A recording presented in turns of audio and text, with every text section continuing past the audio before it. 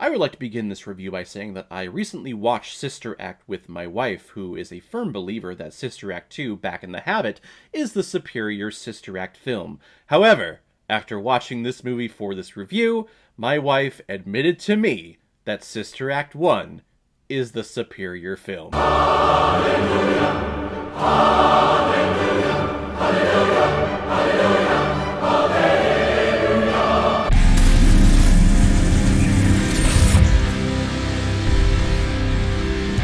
Sister Act, released in 1992 and is directed by Emile Ardolino, who is also behind such films like He Makes Me Feel Like Dancin', Dirty Dancing, and The Nutcracker. And this movie, of course, is starring Whoopi Goldberg, Maggie Smith, Kathy Najimy, Wendy McKenna, Mary Wicks, and Harvey Keitel. And the reason why I'm talking about Sister Act today is because it was recommended to me by a former co-worker of mine, someone who is a dear friend who I miss working with so much. I wish he would come back, but no, not really.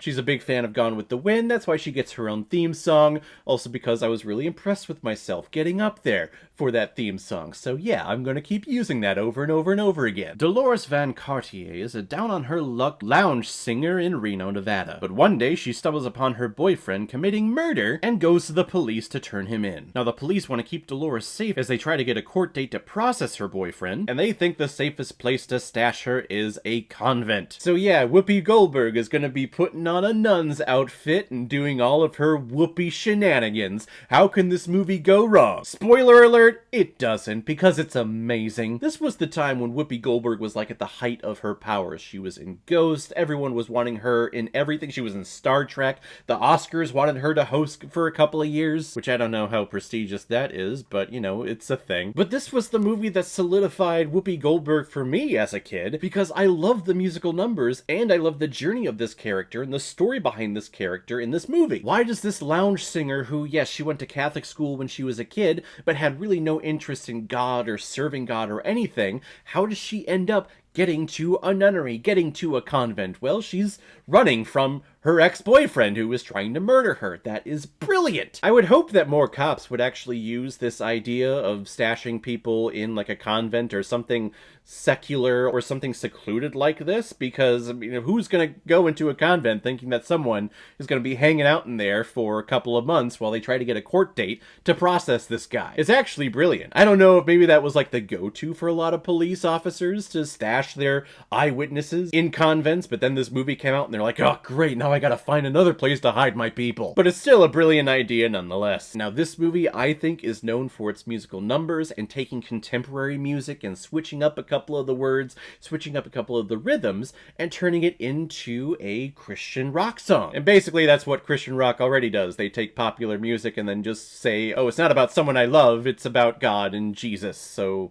yeah, praise him. But the musical numbers in here are great. I absolutely love them. They just put a smile on my face because you can see these other nuns who've just been trudging along with, oh, it's another Sunday, so I'm just gonna sing and not really care about musicality or rhythm or anything. But here comes Dolores, who has a musical background and is able to help them achieve a unified choir. And when you have a unified choir and they're making beautiful sounds, that's really like the godliness of church. When I went to church as a kid, that was the most important part of the church process for me. It wasn't the sermon, it wasn't the prayers, it was the music. It was the music that was being sang to us in the congregation. And then when I was in the choir, that was the part of being Christian and being part of the church that I love. It was the singing part and the performing part. And it's my favorite moment in the movie, the first time that Dolores is in charge of the choir and they're getting into it and they're grooving, and all of a sudden these people who are, according to other people, are definitely not dressed for church, if you know what I mean. They open the doors to the church and the priest sees them and says, yeah,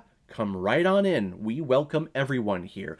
I love that fucking moment. It is beautiful. That is what church should be. Sadly, I don't think the majority of people welcome people that easily to their church. And this is why the first Sister Act is so superior to the second one, because the second one, you had kids that were fighting against the system and they were fighting against Dolores. But then really from out of nowhere, they had one choir concert and they're all like, yeah, it's all choir and yeah, we love singing songs and stuff. Yeah, this is important to us. I love music. I'm gonna be a singer. There's no substance there. There is so much substance in this movie with Dolores finding joy in teaching all the other nuns and then seeing just the look of happiness on the nun's face. I took a vow to serve my God and to be in these terrible, uncomfortable gowns, but now through this beautiful music, I feel like I am actually speaking to the Lord. And then Dolores also convinced Mother Superior to have the nuns go out into the world and go out into the public and help the communities, fix things up, do soup kitchens, stand in front of the adult film studio to steer other people the other way. I love that moment. We don't get that in Sister Act 2, therefore, Sister Act 2 is by far the lesser of the two Sister Act movies. Whoopi Goldberg is great, Kathy Najimy is fantastic, and Maggie Smith, who I've always thought as being someone who is,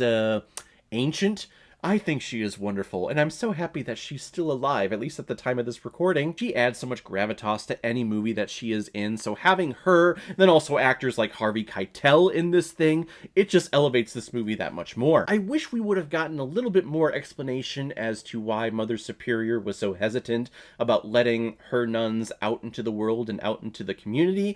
You know that there's something there, but I was listening for it, and I didn't hear anything about maybe she lost a nun at one point. Maybe a nun was killed by accident by someone in this community. That's why they put all the gates up and she wanted all of them to just move inside the convent and stay there. I'm pretty sure that wasn't provided in the movie. And I wish there was something in there so that the audience could sink their teeth into why Maggie Smith is being such a stickler in this movie. My best Maggie Smith impersonation is really just clench the lips as tight as possible. That's an awful Maggie Smith impersonation. Forget I ever did that. Sister Act 2 is superior in terms of music, in terms of story, in terms of the character. I love the moment where all the nuns are trying to get the helicopter pilot to pilot them to Reno, Nevada, and he's not going to do it, so they're all just like, oh Lord, please bless him. And even though he's denying your servants at their time of need, please do not punish him for an eternity in all hellfire and brimstone. Awesome moments like that makes this movie such a delight. I absolutely love putting it on whenever I can.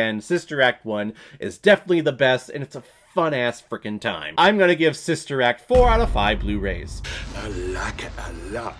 So guys, if you've seen Sister Act, what did you think about it? Which is your preferred version? Sister Act 1 or Sister Act 2? Whatever you thought, comment below, let me know what you thought about it. And as always, if you like what you see here, if you like my take on movies, then hit the subscribe button and make sure you hit that bell so you'll know the next time I'm releasing next movie review. So guys, I will see you next time on the channel, but in the meantime, be well, be good to each other, and go watch a movie. Take care, guys.